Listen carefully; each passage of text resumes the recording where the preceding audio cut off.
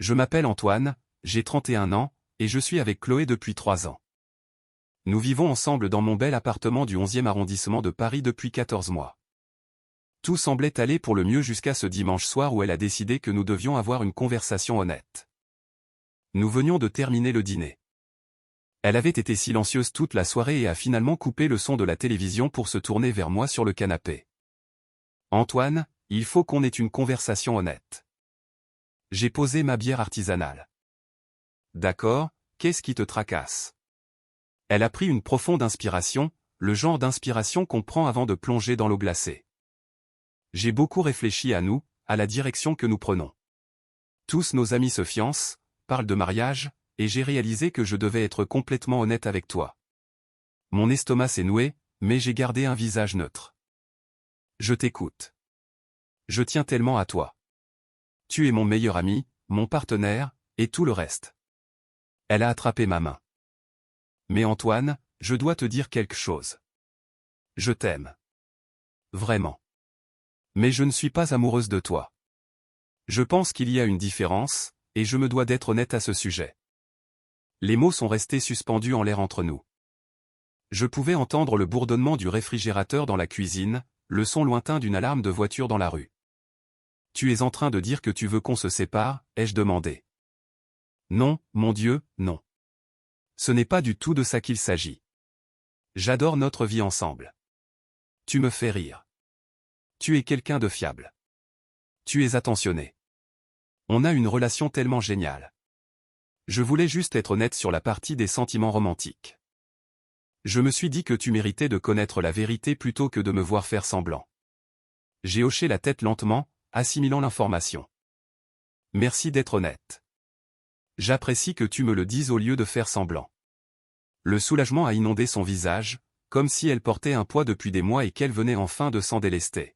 « Je suis tellement soulagé que tu comprennes.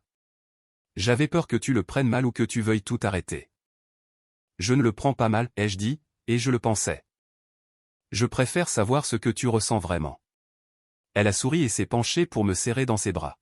« C'est pour ça que je t'aime, Antoine. Tu es tellement mature sur tous les plans. Tellement compréhensif. Nous sommes allés nous coucher ce soir-là comme si de rien n'était. » Elle s'est blottie contre moi sur le côté et j'ai fixé le plafond en repensant à ce qu'elle avait dit. Elle n'était pas amoureuse de moi. D'accord, c'était en fait une information très utile. La logique était simple. Elle n'était pas amoureuse de moi. C'était honnête. Donc, la réponse honnête était d'arrêter de jouer la comédie de l'amour romantique pour quelqu'un qui ne le ressentait pas en retour. Faire autrement aurait été un mensonge. Lundi matin, je me suis réveillé le premier, comme toujours. Normalement, en semaine, j'envoyais à Chloé un texto au bonjour ma belle avant qu'elle ne parte au travail. Le week-end, je la réveillais avec un café au lit.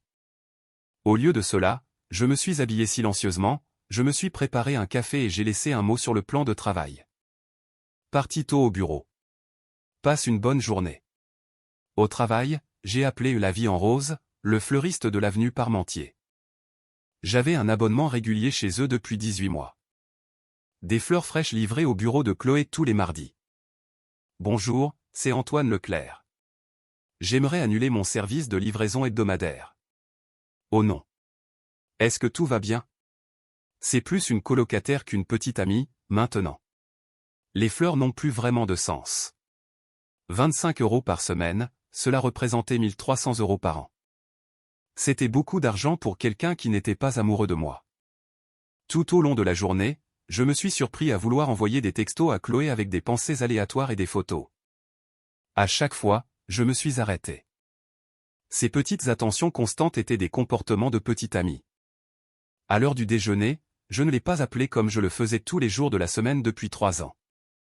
Quand je suis rentré ce soir-là, Chloé était dans la cuisine en train de préparer à manger. Elle avait préparé mon plat de pâtes préféré, des pâtes à la truffe, et avait ouvert une bouteille de vin, ce qui était inhabituel. Elle ne cuisinait qu'environ une fois par semaine, peut-être 2. Elle a souri quand je suis entré, s'attendant clairement à notre baiser habituel de salutation. Je lui ai fait une petite accolade amicale à la place. « Ça sent super bon ici », ai-je dit. Je me suis dit que j'allais préparer quelque chose de spécial vu la belle discussion qu'on a eue hier soir. Elle m'a tendu un verre de vin. Comment s'est passée ta journée? Bien, tranquille, une journée de lundi normale. Je me suis assis sur un tabouret de bar au lieu de venir derrière elle pour enlacer sa taille pendant qu'elle cuisinait, ce qui était notre routine depuis des années. Elle a jeté un coup d'œil par-dessus son épaule, s'attendant visiblement à plus. Quand je n'ai rien ajouté, elle a comblé le silence elle-même. Eh bien, j'ai passé une journée super bizarre. Mon boss était encore d'une humeur massacrante, et la réunion avec les mécènes a débordé de 2 heures. J'ai écouté poliment pendant qu'elle me racontait sa journée. De la même manière que j'aurais écouté n'importe quel ami partager ses histoires de bureau. Quand elle a fini de cuisiner, nous avons mangé ensemble et avons eu une conversation agréable sur ses projets et sur ma deadline pour mon prochain sprint au boulot. Après le dîner, nous sommes passés dans le salon pour regarder la télé.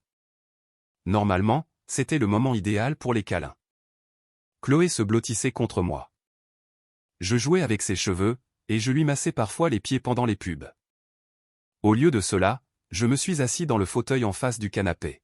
« Pourquoi tu t'assois là-bas » a-t-elle demandé en tapotant le coussin à côté d'elle. « J'avais juste envie de changer un peu » ai-je répondu en m'installant avec la télécommande. La confusion a traversé son visage, mais elle n'a pas insisté. Nous avons regardé quelques épisodes d'une série que nous suivions, et quand elle a bâillé vers 22 heures, j'ai dit « Je vais veiller un peu plus tard. Tu devrais aller dormir. » D'habitude, nous allions nous coucher en même temps. Je me brossais les dents pendant qu'elle faisait sa routine de soins de la peau, et nous parlions de tout et de rien jusqu'à ce que nous nous endormions. Cette nuit-là, je l'ai laissée aller se coucher seule. Quand je suis finalement venu me coucher 1 heure plus tard, elle dormait déjà. Je me suis glissé discrètement de mon côté sans la réveiller. Mardi matin, Chloé semblait s'attendre à ce que les choses redeviennent normales. Elle est venue dans la cuisine pendant que je faisais le café, portant l'un de mes t-shirts, s'attendant clairement à une marque d'affection matinale. Je lui ai souri et lui ai tendu un mug. J'en ai fait un peu plus. Merci, a-t-elle dit en attendant la suite. Pas de souci. J'ai fini mon café, attrapé ma sacoche d'ordinateur et me suis dirigé vers la porte. C'est tout, m'a-t-elle interpellé. Tu pars, comme ça? Je me suis retourné. Je dois aller au travail. Comme d'habitude. Mais tu n'as pas. Elle a fait un geste vague vers elle-même, vers l'espace entre nous. J'ai penché la tête. Pas quoi? Son visage a rougi. Laisse tomber. Passe une bonne journée. Toi aussi. L'après-midi même, mon téléphone a vibré avec un texto de Chloé. Pas de fleurs aujourd'hui. J'ai répondu, ah, j'ai annulé cet abonnement. Ça ne me semblait plus très approprié. 3 petits points sont apparus, ont disparu, puis sont réapparus. Pourquoi pas? J'envoyais des fleurs à ma petite amie, ai-je écrit. Vu que tu n'es pas amoureuse de moi, on n'est plus comme des amis très proches. Ça risquait de donner de fausses idées aux gens de ton bureau. On est toujours ensemble, pourtant. J'ai fixé ce message pendant un moment avant de répondre. Vraiment? Je pensais qu'on était des amis honnêtes qui vivent en colocation. Elle n'a pas répondu. Quand je suis rentré ce soir-là, je suis allé dans mon placard où je gardais les cadeaux que je mettais de côté pour Chloé, une première édition dédicacée du prochain livre de Melissa d'Acosta, son auteur préféré. Une affiche de concert vintage d'un groupe de rock français qu'elle adorait au lycée, un collier avec une boussole, et une réservation dans une chambre d'hôte à Honfleur. J'ai tout mis dans un carton pour les retourner ou les donner. C'était des cadeaux de petite amie. Chloé m'a trouvé dans la chambre. C'est quoi tout ça? Des trucs que je mettais de côté. Comme on n'est plus dans une relation romantique, je ferais bien de m'en débarrasser. Elle a vu le livre. Oh mon Dieu, c'est le nouveau roman de Melissa d'Acosta? Il ne sort pas avant janvier. Je l'ai précommandé en juin pour ma petite amie. Mais vu que tu n'es pas amoureuse de moi, on n'est plus comme des amis maintenant. Ça ferait bizarre d'offrir des cadeaux romantiques à une amie. Antoine, quand j'ai dit que je n'étais pas amoureuse de toi, je ne voulais pas dire. Que voulais-tu dire? Elle a cherché ses mots. Je voulais dire que je voulais qu'on soit honnête l'un envers l'autre. Pas que je voulais que tu changes complètement, mais c'est ça, l'honnêteté. Les gestes romantiques sont réservés aux relations romantiques. Elle s'est retournée et a quitté la pièce. Nous avons passé le reste de la soirée dans des espaces séparés, la tension étant palpable entre nous. Le mercredi, c'était notre soirée en amoureux. Depuis 3 ans, nous avions cette habitude. C'était au tour de Chloé de choisir un super bistrot dans le Marais. Ce matin-là, j'ai envoyé un texto à nos amis Thomas et Camille.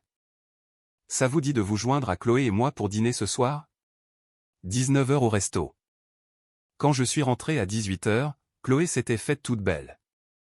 Robe noire, le parfum que je lui avais offert. Prêt pour le dîner, a-t-elle demandé. Ouais. Thomas et Camille devraient nous y retrouver dans 45 minutes. Elle s'est figée. Quoi? Pourquoi? Je me suis dit que ce serait sympa de passer du temps avec des potes. Mais c'est notre soirée en amoureux. Ah bon? Je croyais que les amis allaient juste dîner ensemble. On fait notre soirée en amoureux tous les mercredis depuis 3 ans.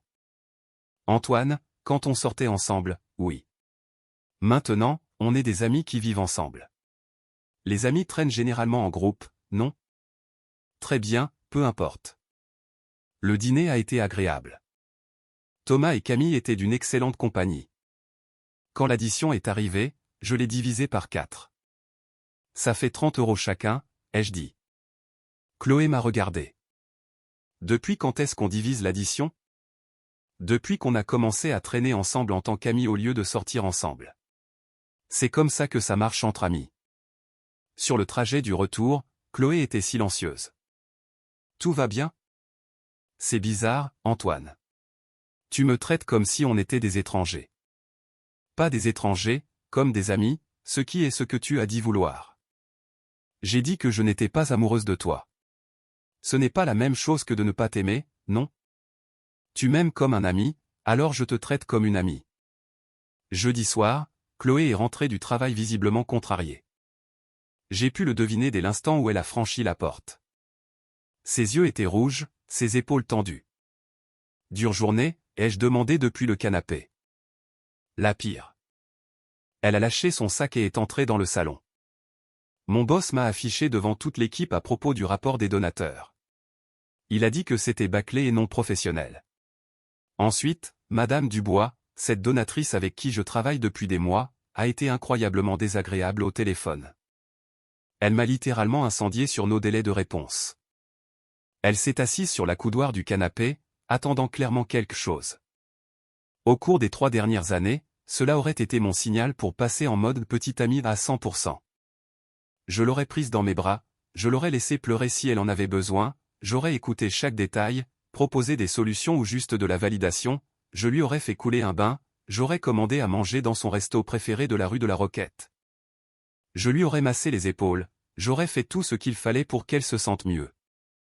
Au lieu de cela, j'ai levé les yeux de mon livre et j'ai dit, ça a l'air vraiment frustrant. Puis je me suis remis à lire. Elle est restée assise là un moment. Tu ne vas pas me poser plus de questions à ce sujet? M'aider à trouver quoi faire? J'ai de nouveau levé les yeux. Tu veux des conseils? Je veux que tu t'en soucies. Je m'en soucie, en tant qu'ami.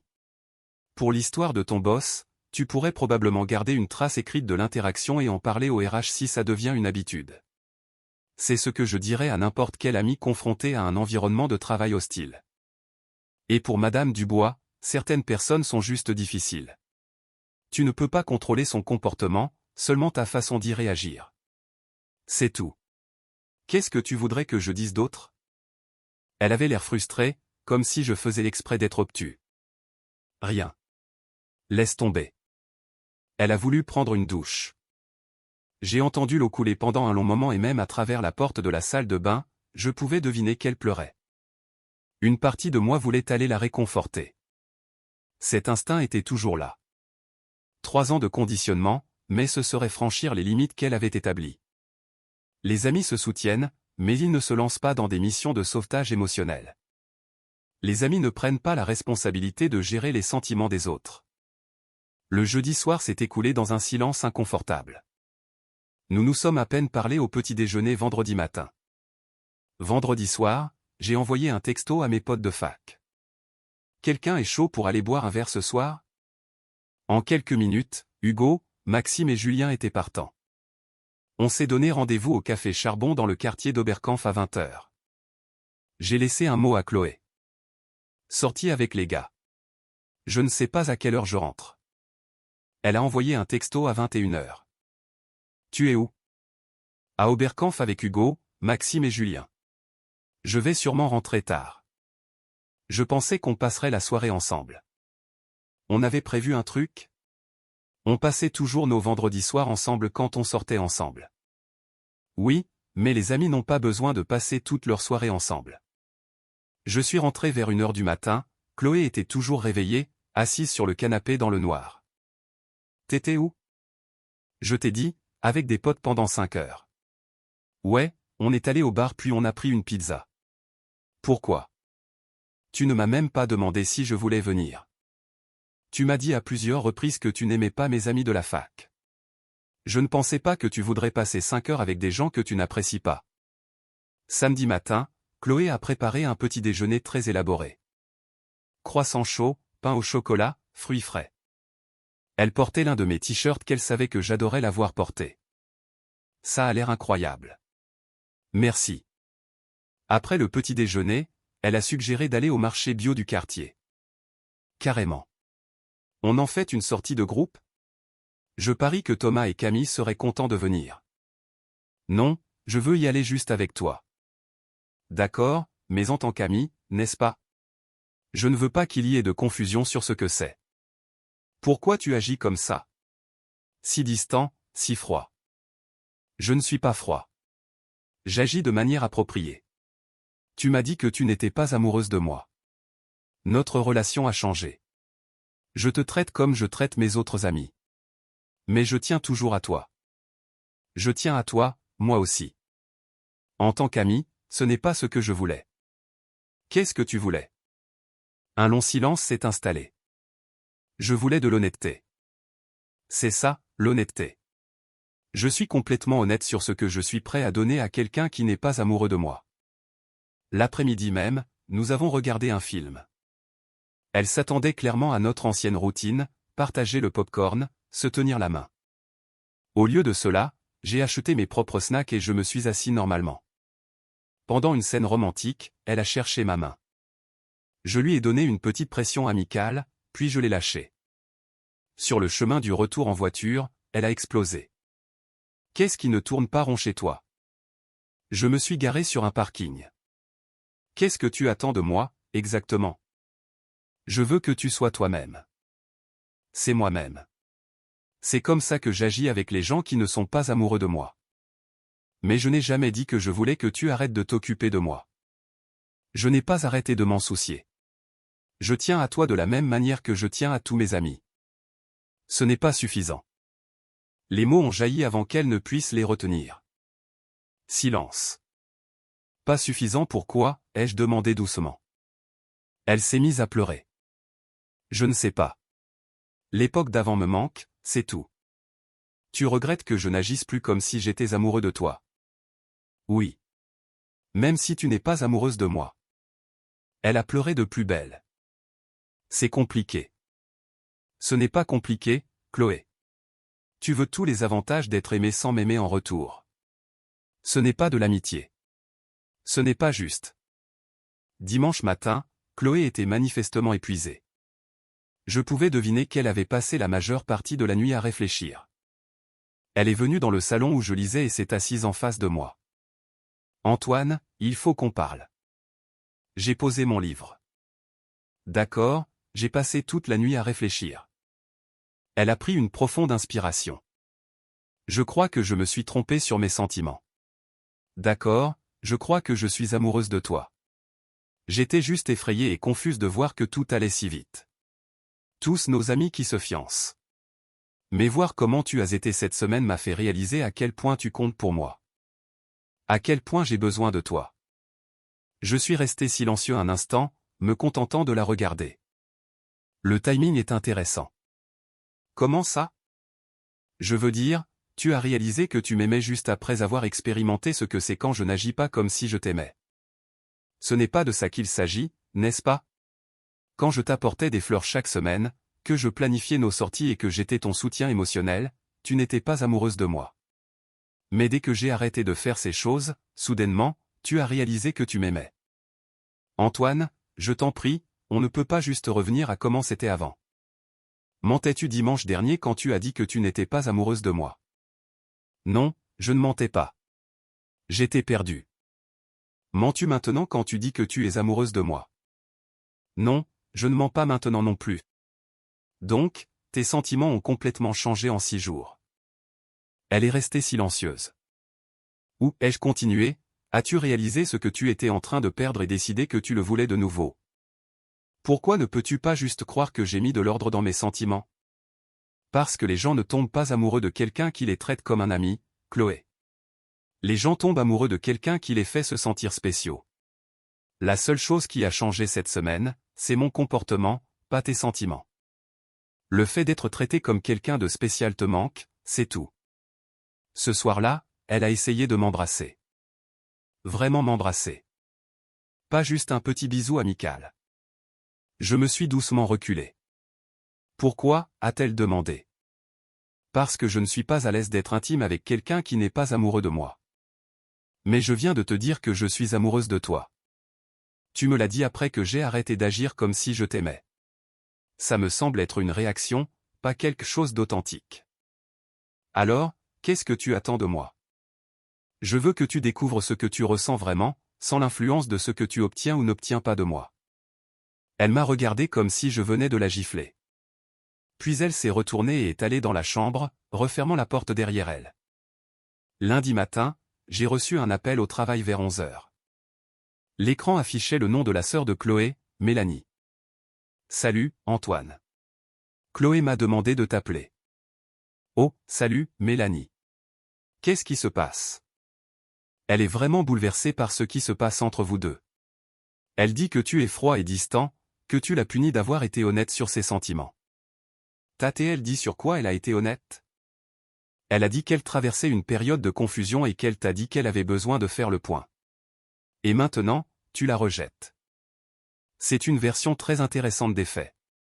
Ce qu'elle a réellement dit, c'est qu'elle m'aimait mais n'était pas amoureuse de moi, et qu'elle voulait que notre relation et notre colocation restent exactement les mêmes. Quoi qu'il en soit, silence à l'autre bout du fil. Elle t'a dit qu'elle n'était pas amoureuse de toi. Ses mots exacts ont été « Je t'aime, Antoine, mais je ne suis pas amoureuse de toi ». Et elle s'attendait à ce que je continue d'être son petit ami. Apparemment, j'ai entendu Mélanie soupirer. Antoine, je suis désolé qu'elle t'ait mis dans cette position. Et je suis vraiment désolé qu'elle m'ait demandé d'appeler sans me donner toute l'histoire. C'est pas grave. Je comprends qu'elle soit bouleversée. Est-ce que ça va, toi? Ouais. En fait, je vois les choses plus clairement que je ne l'ai fait depuis très longtemps. Eh bien, pour ce que ça vaut, je trouve que tu gères ça mieux que la plupart des gens. Quand je suis rentré mardi soir, j'ai eu la surprise de ma vie. Mes parents étaient assis dans mon salon avec Chloé. Ma mère, Sylvie, et mon père, Bernard. Ils vivaient à Versailles, à environ 20 minutes de là, mais ils ne passaient jamais à l'improviste. Les yeux de Chloé étaient rouges. Elle avait clairement pleuré. « Salut, maman. »« Papa, ai-je dit, sincèrement confus. »« Qu'est-ce que vous faites là ?» Ma mère s'est levée et m'a serré fort dans ses bras. « Chloé nous a appelés. Elle s'inquiète pour toi, mon chéri. » J'ai regardé Chloé, qui fuyait mon regard. Elle s'inquiète pour moi. Mon père s'est raclé la gorge. Elle dit que tu agis bizarrement ces derniers temps, que tu t'éloignes de tout le monde. Elle s'inquiète pour ta santé mentale. Je me suis assis dans le fauteuil en face d'eux. Qu'est-ce qu'elle vous a dit, exactement? Ma mère a jeté un coup d'œil à Chloé, puis à moi. Elle a dit que tu étais froid et distant depuis qu'elle a essayé d'avoir une conversation honnête avec toi sur votre relation, et que tu la bloquais émotionnellement. Est-ce qu'elle a mentionné le sujet de cette conversation honnête? Mon père s'est repositionné sur le canapé. Elle a dit qu'elle essayait de comprendre ses sentiments par rapport à l'engagement futur et que tu la punissais d'avoir été vulnérable avec toi. J'ai sorti mon téléphone et ouvert mon application de notes. J'avais commencé à documenter les conversations importantes après ce premier dimanche, juste pour garder les idées claires dans ma propre tête. Laissez-moi vous lire ce qu'elle a réellement dit. J'ai trouvé l'entrée du 15 octobre et j'ai lu à voix haute. Je t'aime, Antoine. Vraiment. Mais je ne suis pas amoureuse de toi. Je pense qu'il y a une différence et je dois être honnête à ce sujet. J'ai fait défiler l'écran. Ensuite, elle a dit, je ne veux pas qu'on se sépare. J'adore notre vie ensemble. Je voulais juste être honnête sur la partie des sentiments romantiques. Et puis, est-ce qu'on peut garder tout comme avant? Je ne veux pas que quoi que ce soit change. Mes parents ont regardé Chloé. Elle était devenue très pâle. Est-ce exact, Chloé? A demandé ma mère. Chloé a hoché la tête, bougeant à peine la sienne. Mon père, qui est généralement le plus silencieux dans une pièce, a regardé Chloé avec une confusion sincère. Tu lui as dit que tu ne l'aimais pas romantiquement, mais tu es contrarié qu'il ne soit plus romantique avec toi. C'est plus compliqué que ça, a dit Chloé doucement. En quoi? A demandé ma mère, et je pouvais entendre le ton tranchant dans sa voix. Ma mère ne se mettait pas souvent en colère, mais quand elle le faisait, c'était cinglant. J'essayais juste d'être honnête sur une période confuse de ma vie. Mon père l'a interrompu. Tu n'es pas amoureuse de lui, et maintenant tu nous appelles parce qu'il te traite comme quelqu'un qui n'est pas amoureux de lui. Chloé s'est remise à pleurer. Ma mère s'est tournée vers moi. Antoine, es-tu en train de la punir? J'ai ouvert mon application bancaire et affiché mes relevés récents. Ces 3 dernières années, j'ai couvert environ 75% de nos dépenses communes. J'ai tourné mon téléphone pour qu'il puisse voir l'écran. Différence de loyer, je paie 1400 €. Elle paie 600 €. Ça fait 800 € par mois. Les charges et l'électricité, je paie tout, environ 200 € par mois. Les courses, je paie environ 80%, soit à peu près 320 € par mois. Les restos, je paie environ 90%, 250 € par mois. Les sorties, les billets pour des événements, tout ça, environ 100 € par mois. Je paie son assurance auto depuis 6 mois, 100 € par mois. J'ai fait le calcul sur ma calculatrice. Ça fait 1770 € par mois, soit plus de 21 000 € par an. J'ai regardé Chloé, puis mes parents. Puisqu'elle m'a dit qu'elle n'était pas amoureuse de moi, je divise les frais à 50-50e, comme le font des colocataires, comme le font des amis. Je ne la punis pas. C'est juste que je ne finance plus son train de vie. Mon père a eu un petit rire. C'est bien, mon fils. Chloé avait l'air choquée. Comment peux-tu dire ça? Ma mère s'est penchée en avant et sa voix était douce mais ferme. Parce que tu ne peux pas avoir le beurre et l'argent du beurre, ma grande. Tu ne peux pas dire à quelqu'un que tu ne l'aimes pas romantiquement et ensuite t'attendre à ce qu'il continue à te traiter comme s'il l'était. Ce n'est pas juste envers Antoine. Après le départ de mes parents, Chloé était furieuse. Je n'arrive pas à croire que tu m'aies humilié comme ça devant tes parents. Je ne t'ai pas humilié. Je leur ai dit la vérité. Tu les as appelés et tu leur as donné la moitié de l'histoire. Je leur ai donné le reste. Tu m'as fait passer pour une profiteuse. Je leur ai montré des faits, des chiffres. La façon dont tu interprètes ces faits ne regarde que toi. Elle est allée dans la chambre et a claqué la porte. Les jours suivants se sont écoulés dans un silence tendu. Mercredi et jeudi, nous nous sommes à peine parlé. Chloé et moi restions dans la chambre la plupart des soirs. Je lui ai laissé de l'espace. Vendredi soir, le 27 octobre, je suis rentré pour trouver Chloé assise à la table de la cuisine, son ordinateur portable ouvert. Elle avait l'air d'avoir pleuré, mais son visage affichait une certaine détermination. « Il faut qu'on parle », a-t-elle dit. Je me suis assis en face d'elle. « D'accord, je te dois des excuses et une explication. » J'ai attendu. Elle a pris une inspiration tremblante. « Il y a 3 semaines, j'écoutais ce podcast. Ça s'appelle Amour moderne, sans filtre. » Mon estomac s'est serré, mais j'ai gardé mon visage neutre. Il y avait un épisode sur comment savoir si ta relation est réelle ou juste confortable. Ses mains tremblaient légèrement. L'animateur disait que le confort peut ressembler à de l'amour, mais que ce n'est pas la même chose. Que parfois, les gens restent dans des relations parce qu'elles sont faciles, pas parce qu'elles sont bonnes. D'accord, ai-je dit. Il a donné ses tests, des moyens de découvrir si ton partenaire t'aime vraiment ou s'il est juste installé dans son confort. Et l'un d'eux était de créer une distance émotionnelle et de voir s'il se battait pour combler le vide. S'il t'aime vraiment, il va te chercher. Il va se battre pour la relation. S'il ne le fait pas, il laissera juste couler. Je me suis adossé à ma chaise. Tu me testais. Je testais la relation, a-t-elle dit rapidement. Je voulais voir si ce que nous avions était réel ou juste une routine, si tu m'aimais vraiment ou si tu faisais juste acte de présence en me mentant sur tes sentiments. Je ne mentais pas exactement. J'étais confus. Et le podcast a dit. Tu as suivi un scénario d'un podcast conçu pour me manipuler afin que je te prouve mon amour. Elle pleurait maintenant. Elle pleurait vraiment. Je réalise maintenant à quel point ça a l'air horrible. À quel point c'était stupide. Montre-moi le podcast. Quoi? Montre-moi l'épisode.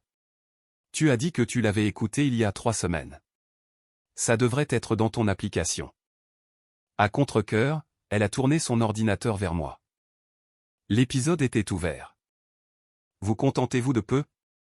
C'est signe indiquant que vous êtes dans une relation de confort. J'ai fait défiler la description. Test numéro 4, créez de l'espace et voyez s'il vous court après. Tu avais prévu d'utiliser les 6 autres tests, aussi? Non. Je trouvais juste que celui-ci avait du sens. Je pensais que ça m'aiderait à comprendre mes sentiments, à comprendre si tu m'aimais vraiment. Tu pensais me manipuler pour que je te prouve mon amour au lieu de faire confiance à ce que nous avions construit pendant 3 ans. Je suis désolé, Antoine. Je suis tellement désolé. Je me rends compte maintenant à quel point c'était stupide. À quel point c'était cruel. Ce n'était pas stupide, Chloé. Stupide, ce serait un accident. C'était délibéré. C'était cruel. Nous sommes restés assis en silence. Je pouvais entendre les voisins à travers le mur, quelqu'un qui riait de quelque chose à la télé. Peux-tu me pardonner, a-t-elle finalement demandé. Je ne sais pas. On peut réessayer. Recommencer à zéro. Recommencer sur quelle base? Comment puis-je savoir que tu ne me testeras pas à nouveau la prochaine fois que tu te sentiras en insécurité? La prochaine fois qu'un podcast ou un article te dira comment manipuler ton partenaire. Je ne le ferai pas. Je te le promets. Je sais que j'ai tout gâché. Mais je t'aime, Antoine. Je t'aime vraiment. Tu aimes ce que je fais pour toi. C'est différent de m'aimer, moi. Elle a eu l'air de recevoir une claque. Ce n'est pas vrai, n'est-ce pas? Quand je faisais tout pour toi, tu n'étais pas sûr de m'aimer. Il a fallu que tu le testes. Mais maintenant que j'ai arrêté, maintenant que tu vois à quoi ressemble la vie sans tous ces gestes et ces efforts, soudainement, tu en es sûr. J'ai fait une erreur. Tout le monde fait des erreurs. Ce n'était pas une erreur. C'était un choix. Tu as choisi de me tester au lieu de me faire confiance. Tu as choisi de mentir au lieu de communiquer. Tu as choisi de manipuler au lieu d'être honnête. Ce sont tous des choix, Chloé. Samedi, Chloé a commencé à faire ses cartons. Elle avait appelé son amie Léa, qui avait une chambre d'amis. C'est temporaire, a-t-elle dit, jusqu'à ce qu'elle trouve une solution. Mais nous savions tous les deux ce qu'il en était vraiment. Je l'ai aidé à porter ses cartons jusqu'à sa voiture. Nous étions polis, distants, comme de simples connaissances s'entraidant pour un déménagement. C'est vraiment ce que tu veux, a-t-elle demandé en chargeant la dernière valise dans son coffre. Je veux être avec quelqu'un qui n'a pas besoin de tester mon amour pour y croire. Mais on est ensemble depuis plus de 3 ans, Antoine. Ça doit bien signifier quelque chose. Ça signifie quelque chose. Ça signifie que j'ai passé 3 ans à t'aimer pendant que tu appréciais d'être aimé. Ce n'est pas la même chose que de s'aimer mutuellement. Je t'aime vraiment. Tu aimes la sécurité d'être aimé. Tu aimes avoir quelqu'un qui prend soin de toi financièrement et émotionnellement. Mais tu n'as jamais été réellement amoureuse de moi, n'est-ce pas? Pas vraiment. Elle est restée silencieuse pendant un long moment.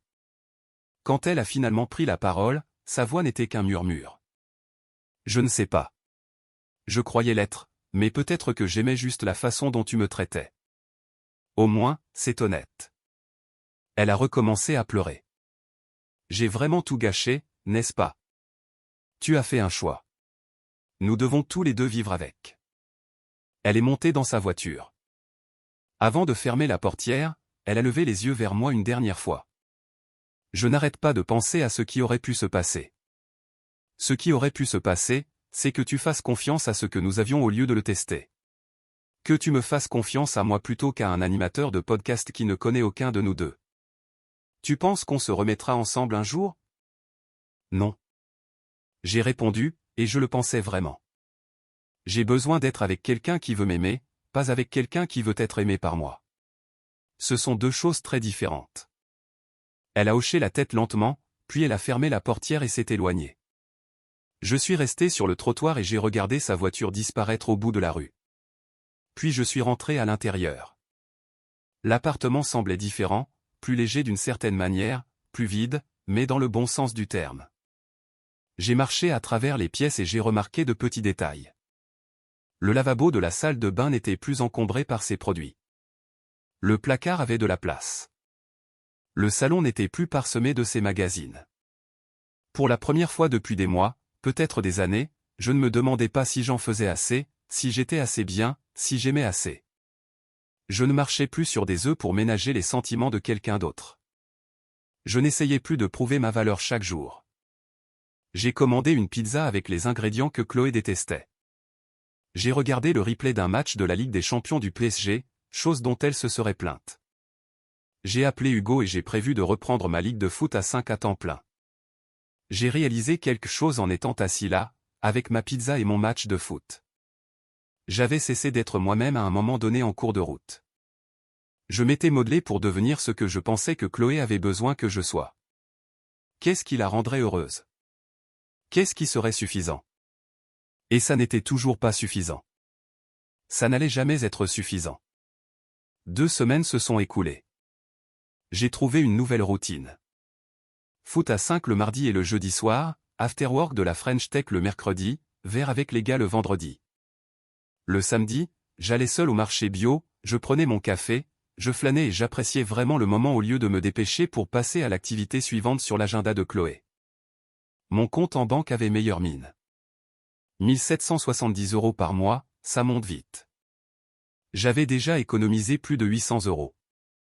De l'argent que je pouvais utiliser pour des choses que je voulais vraiment faire. Puis j'ai reçu un texto de Chloé. Tu me manques. Nous me manquons.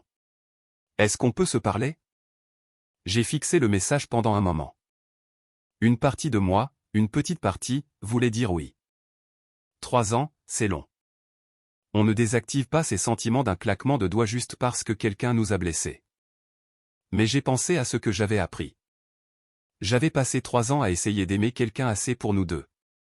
J'avais été tellement concentré sur l'idée d'être le petit ami parfait que j'avais oublié de remarquer que j'étais le seul à vraiment essayer, le seul à faire des sacrifices, le seul à changer.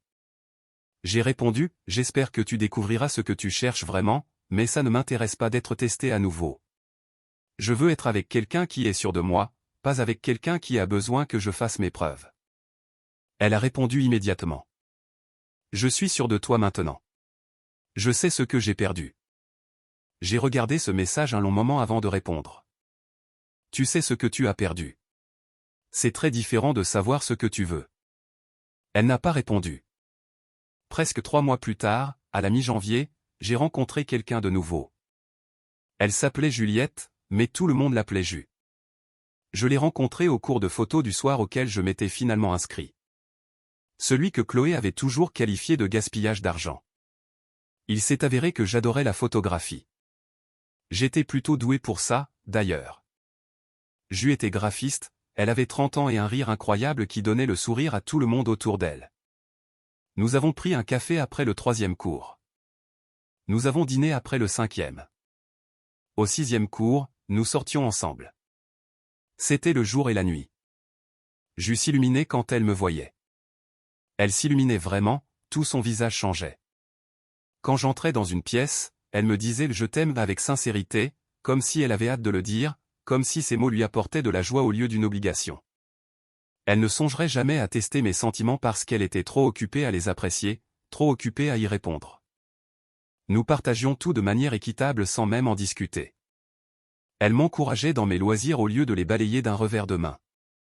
Elle aimait mes amis, faisait l'effort d'apprendre à les connaître. Elle venait même à mes matchs de foot et regardait vraiment, posait des questions sur les actions, apprenait les règles. Quand la saison a commencé, Elle m'a demandé si je voulais qu'on prenne des abonnements ensemble pour les matchs du PSG. La semaine dernière, Chloé m'a de nouveau envoyé un texto. Penses-tu parfois à ce qu'on se remette ensemble? J'étais chez Jus quand le texto est arrivé. Jus était dans la cuisine en train de préparer le dîner, et je l'entendais fredonner tout en cuisinant. Elle avait mis ma playlist préférée sans que je lui demande. J'ai regardé le texto de Chloé et j'ai réalisé quelque chose. Je ne pensais pas du tout à l'idée de nous remettre ensemble. Pas même un petit peu. J'étais trop occupé à être aimé par quelqu'un qui avait réellement envie de m'aimer en retour. J'ai écrit, non, j'espère que tu trouveras ce que tu cherches, mais ce n'est pas moi. Puis j'ai posé mon téléphone et je suis allé aider Jus dans la cuisine. Le plus drôle, c'est que je suis reconnaissant envers Chloé aujourd'hui. Son test a révélé la vérité. Pas sur le fait de savoir si je l'aimais, je l'ai aimée profondément pendant 3 ans, mais sur le fait de savoir si elle m'aimait. La réponse a été limpide dès l'instant où elle s'est attendue à ce que je continue de prouver mon amour alors qu'elle retenait le sien. L'instant où elle a choisi la manipulation plutôt que la confiance. Certaines personnes veulent être aimées. Elles veulent les fleurs, les gestes, le soutien financier et la charge émotionnelle. Elles veulent que quelqu'un les fasse se sentir spéciales. D'autres personnes veulent aimer. Elles veulent offrir ces choses pour que quelqu'un d'autre se sente spécial, pour construire quelque chose ensemble. Et les plus chanceux trouvent quelqu'un qui veut les deux. Quelqu'un qui veut aimer et être aimé à parts égales. J'ai passé 3 ans avec quelqu'un qui voulait seulement être aimé.